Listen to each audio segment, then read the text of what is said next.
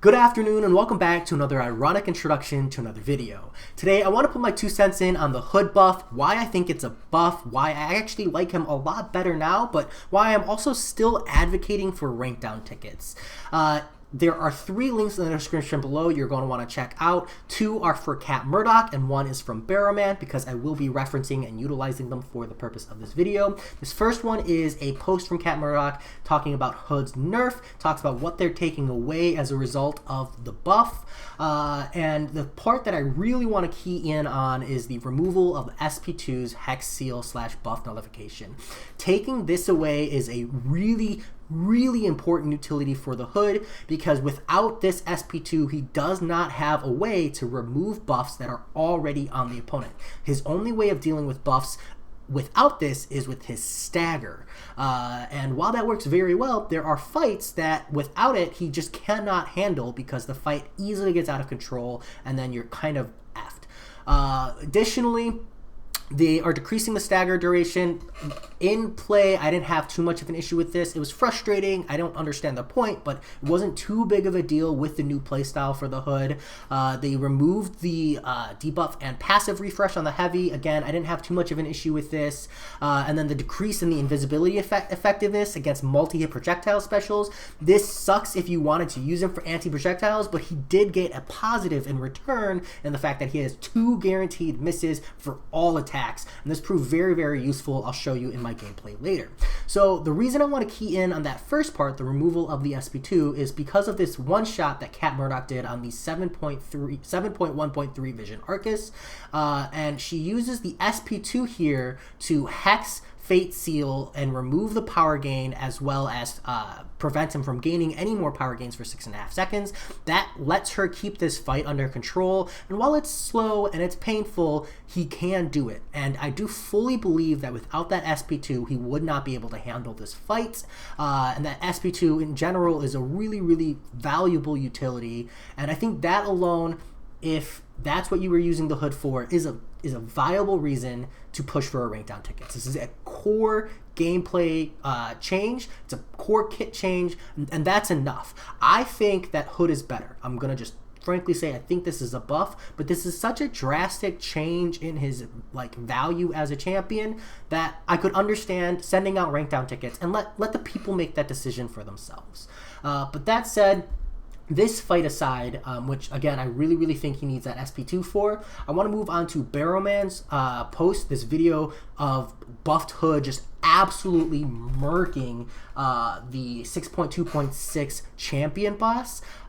So you're going to want to check that out. There's a link in the description, but the fight is really reasonable. He's using the invisibilities for openings, and towards the end he'll use them to help maintain his dexes. You can see here, this is a 228,000 heavy. Look at this, 228,000, just absolutely insane amounts of damage. And personally, as I was playing the Hood, it really isn't that hard to get to that amount of bullets, maintaining invisibility, rotating with the SP2, especially with Mystic Dispersion, super fine. And he actually is going to get this one shot. It is a 2 minute and 59 second one shot of the champion, which is just absolutely insane. So go ahead and check that out if you want to see something awesome. But this is one of the fights that for me I really wanted to look at for the Hood, because at least right now one of his biggest values is his ability to take down the champion boss in 6.2.6, and even post the changes he can still do that relatively easy, arguably way faster. So that's one point for why I think he's better now. And then the second is I'm kind of going to go through and cherry pick some of these fights that I've recorded. This is the Act 6.3.3 resistor pass, the Havoc boss, and this first fight is a resistor Black Bolt, and you're going to see I triggered the invisibility. And I'm using that for my openings. You get 2 guaranteed misses. I am running a rank 4 Mystic Dispersion for the Hood here. You're going to see I dodge those 2. This is every time I'm triggering the misses, that's allowing me to maintain my bullets, plus all of the nullify. The SP2 triggers the energy resist. I guess his bullets count as energy. And so I'm able to juggle the resistor node just fine. and then cycle SP2s. That's going to give me my entries. The staggers being triggered and then falling off is giving me insane amounts of healing. So even though I'm running max attritions, you can see here I just juggle 100% non-stop, taking that recoil damage.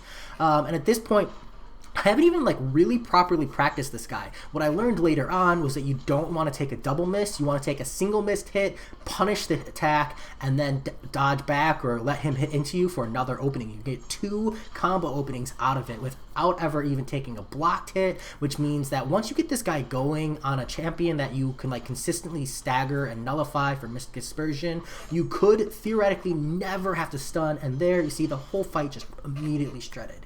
Next up, I'm taking the Drax. Now, these first 3 fights I did separately, and then I come back and I just couldn't get a one-shot on the Yondu. This Drax is like super easy, so I'm going to skip through it. Nothing crazy, because it's this next one where there's like a little bit of frustration. It says Yondu. Now, this is an example of a fight where if you can't take a blocked hit, you can't necessarily juggle the invisibility as much as you want, especially when you need to dex SP1s. So I think the new hood is going to be ideal in situations where you can constantly trigger Mystic Dispersion and where you don't need to dex SP1s or SP2 specifically. Actually, strictly speaking, it's ideal if you need to dex SP2s but not SP1s, because it's going to let you just maintain like this strictly larger uptime of invisibility, reducing the amount of chip damage, the amount of time you're just pummeling into the opponent. But you can see here I still manage okay. You just lose a little bit out on the fight, and again, this is probably the second worst fight on the whole path, but as long as you bait those SP1s, it's actually really reasonable. Don't have to worry about block hits, don't have to worry about bleeds, because you use the invisibility for the opening, bait the SP1, punish the SP1, all that power stealing from the hood just does so much work.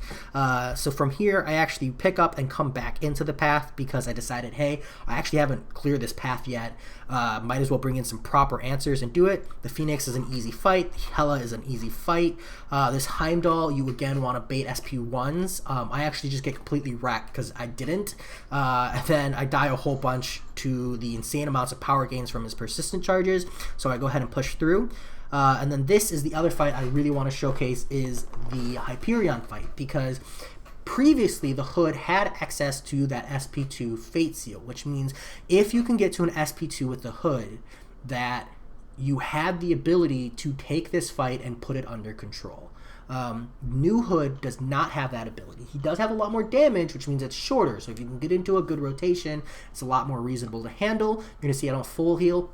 I get a pretty good chunk here on this first rotation, and then I got it down on the second shot, even though it was a little dicey. So I am going to say, while hood can do this fight, it is definitely less than ideal, and that is because you're not getting that Fate Seal, so you're constantly triggering Resistor, which means it's tough to place the staggers to prevent the power gain. You can see here that I had to back off, and in that time window, he actually gains the power gain. I'm a little lucky he throws his special, but not being able to keep that power gain from triggering on Hyperion means you do have that SP3 threat, and that is a problem. And then if you don't get like good power drains from your hits, he does just SP3 you to the face.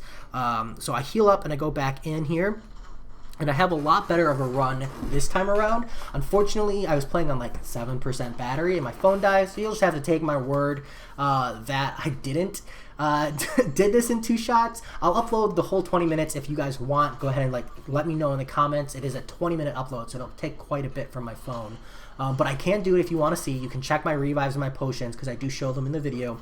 But I did get them in 2 shots.